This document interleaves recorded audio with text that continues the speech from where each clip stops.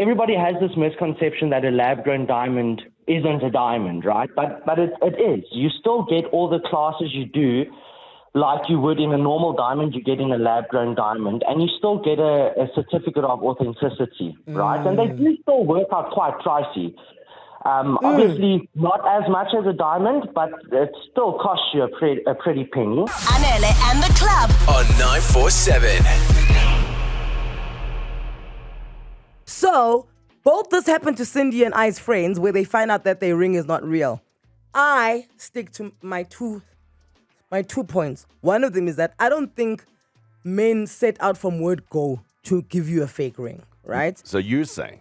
I'm saying that along the line, well, I believe this of my friend, that her diamond was once upon a time real. But before they fully divorced, and I mean, they divorced like 3 years ago. Before they fully divorced, it was just 5 years of turmoil. Right? That up and down, he's in, he's out type of thing. I believe that that's when he took the ring and he changed the diamond. I don't think it was fake from word go, because these people were in love. And then now it's glass. Yeah. And then the second point I want to make about this is that now we're hearing more and more about these lab-grown diamonds. Personally, I think that's okay. Synthetic diamonds, yeah. I think it's okay. Yeah. It's a diamond, it's a diamond, you know. Togo, what's your take on this? Morning, Anele and the club. Morning, Togo. Oh, your story is different. Oh, tell us what happened. The jeweler. Yeah. The jeweler's the husband in this case.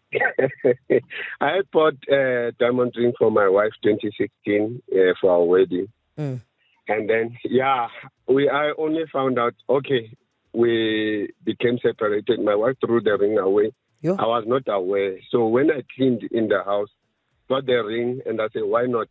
Let me go and sell it. And I found out that it's not a real ring. The stainless steel ring with a glass on top. Maybe she knew. So I was really, I did not scam my wife. Okay, I was scammed by the jewelry store. So now, are you allowed to go back to the jewelry store and, make them do right? Well, I did not go back, to tell the truth. I did not go back.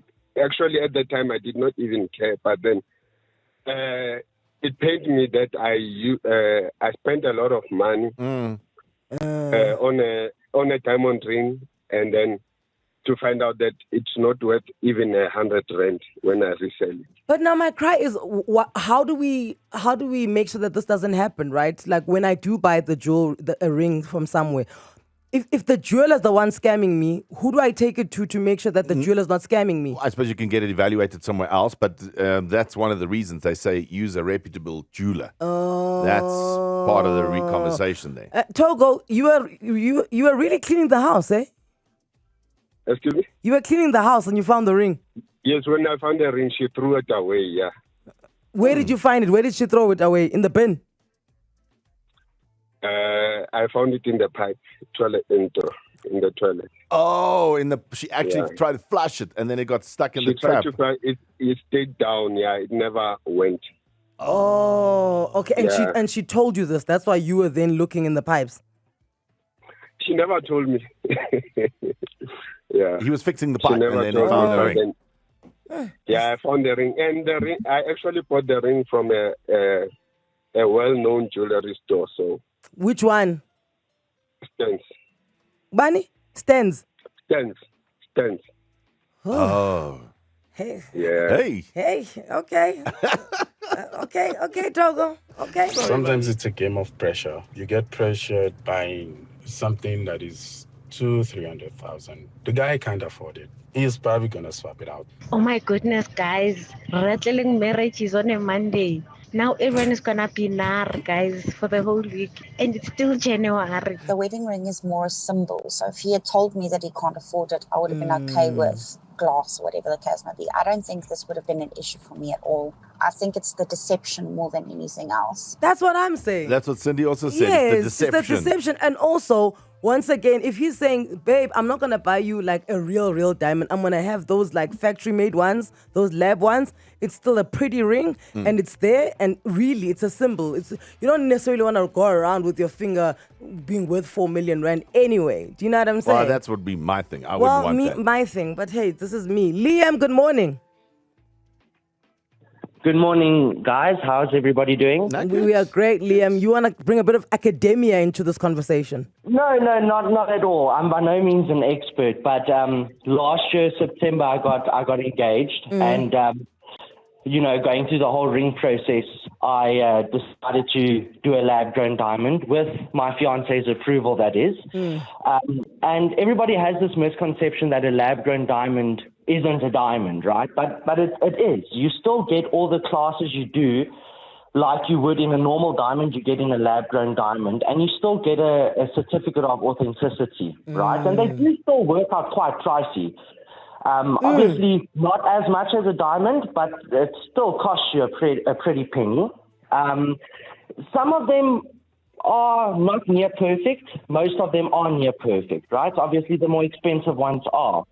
But the funny story that I actually have this morning is, so I proposed, my fiance is over the moon. She obviously knows that it's a lab-grown diamond, and we prefer it that way because of ethical reasons. But anyway, so a couple of months go by, we engaged, happily engaged. We still are, by the way. Okay. And her hand goes on my leg while we're just sitting having a coffee. And I look at this ring and I think to myself, something's wrong. And I pick up her hand and I look at the ring and I'm like, this ring is cracked. Huh? You can't crack a diamond. I mean, a lab-grown diamond is still carbon. It's still a diamond. The whole thing is it's just sped up, right? So if you think lab-grown, it's just sped up. The process, instead of taking years, it takes weeks or months or whatever. Okay. And I just look at this and I'm like, this is cracked. It's insured.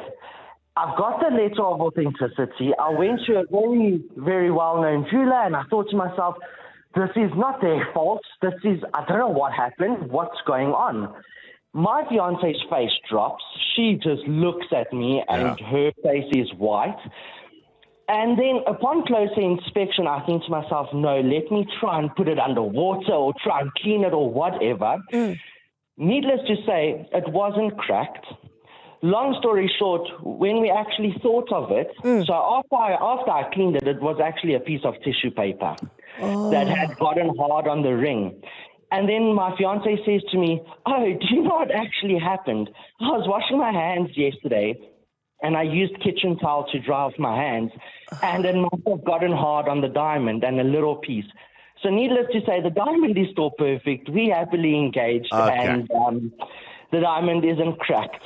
So, I thought you were going to tell us that they sold you a fake lab diamond. I also thought we were going for glass diamonds. Okay, so not a chance. It was insured. My fiance still said, look, even if it was a fake one, at least it's insured. Okay, but now listen, Liam, where does one buy a lab-grown diamond? If I leave here now and I want to go buy a lab-grown diamond, where do I go? Can I go to Browns? I don't think Browns, Browns I think might have, but I actually went to a private jeweler who then specializes and they will then buy the lab-grown diamonds from a supplier. And then they will obviously issue a certificate of authenticity and they will then send it through to you and then the ring will get made. So you have all of that. And then obviously for insurance purposes, you would need to submit the letter or the certificate of authenticity so that they can see what grade the diamond is, etc. Okay, Liam, thank you so much for your story and tell your fiancé to stop washing dishes. So Browns on their website says they don't do synthetics. Never synthetics, never lab grown, never fakes. That's what they say. Browns, why would you put that all in one sentence? Why would you put synthetics and fakes in one sentence? Y'all ain't playing fair, y'all. Anele and the club On 947.